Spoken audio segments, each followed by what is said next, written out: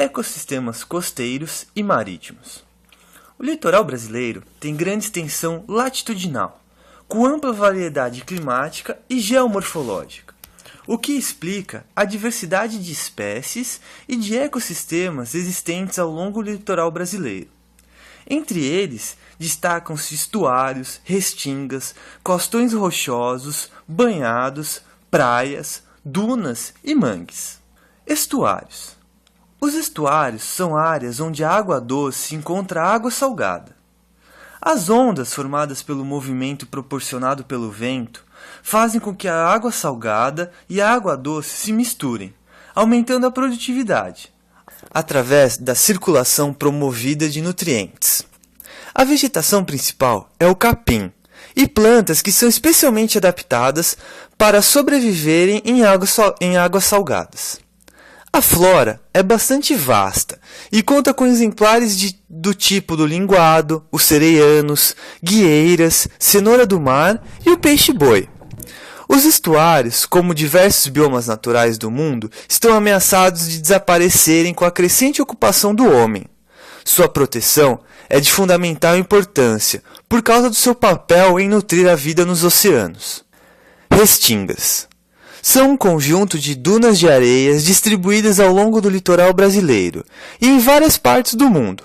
Geralmente, é revestida de vegetação baixa, guiando variações climáticas, o que confere grande diversidade ambiental e biológica.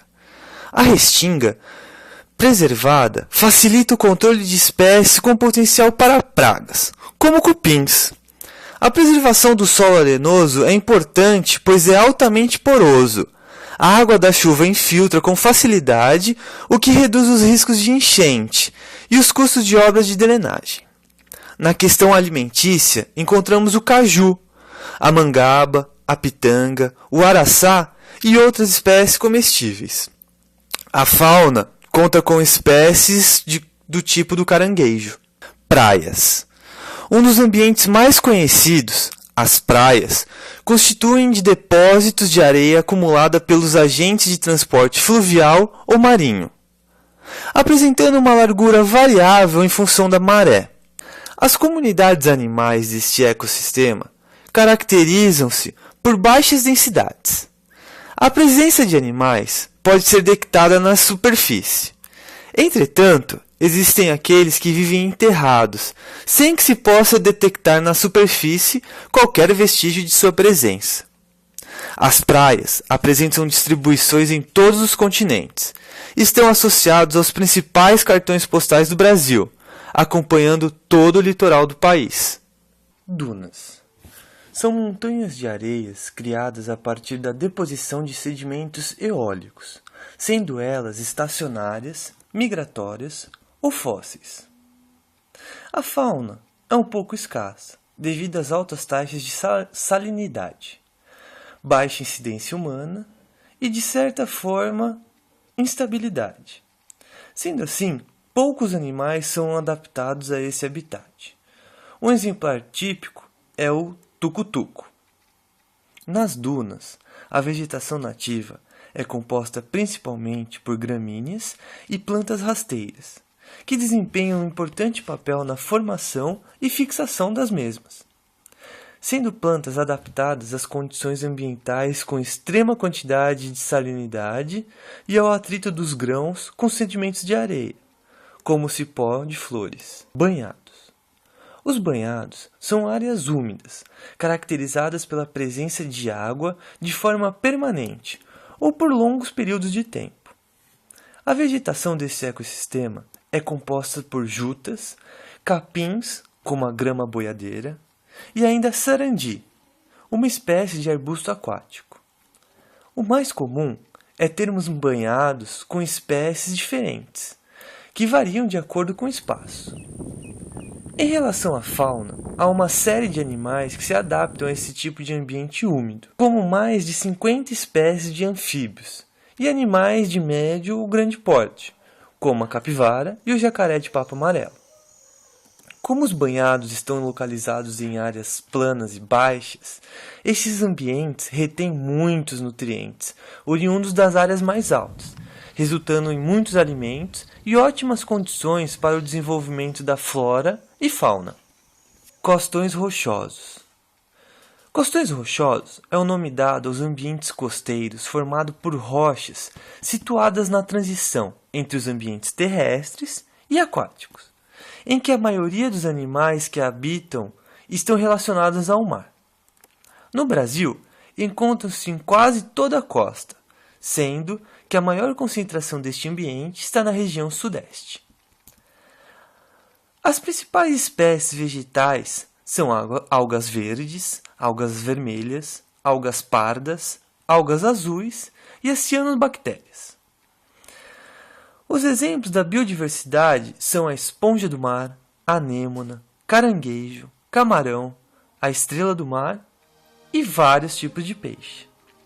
Os costões rochosos são considerados um dos mais importantes, por abrigarem grande número de espécies de grande importância ecológica, tais como mexilhões, ostras, crustáceos e peixes. Mangues. Os mangues correspondem como uma vegetação que apresenta-se em áreas costeiras, compreendendo a área de transição entre os aspectos terrestres e marinhos. Esse tipo de cobertura vegetal se estabelece em locais que predominam o clima tropical e subtropical. No Brasil, possuímos a maior porção contínua de manguezais do mundo. Os mangues se encontram em ambientes alagados, com água salobra. A vegetação do mangue é constituída por raízes expostas, que favorecem a maior retirada de oxigênio e também proporcionam a maior fixação.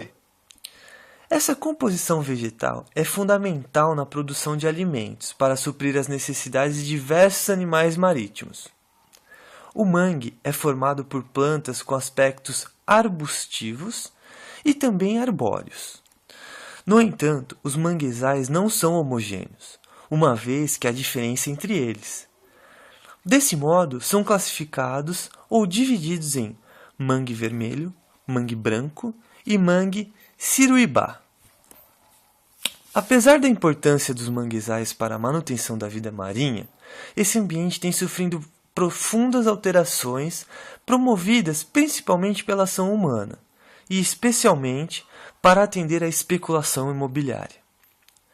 Dos 162 mil quilômetros quadrados de manguezais existentes no mundo, o Brasil corresponde por 15% do total, ou seja, 26 mil quilômetros quadrados distribuídos em todo o litoral brasileiro, partindo do Amapá até Santa Catarina.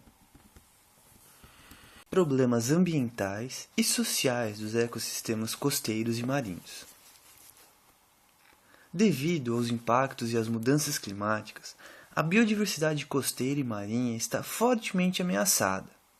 55 espécies vulneráveis, 20 espécies em perigo e 10 espécies criticamente ameaçadas. 80% dos recursos pesqueiros estão sobreexplorados, ameaçados ou esgotados. Os ambientes costeiros e marinhos estão entre os mais ameaçados devido à forte pressão antrópica e a mudanças climáticas.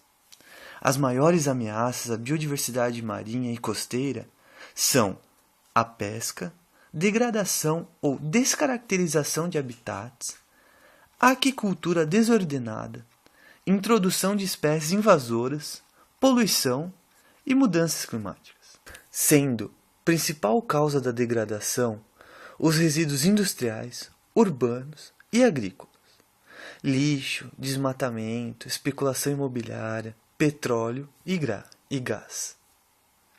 O desmatamento da mata ciliar e a sedimentação contribui para a morte dos manguezais.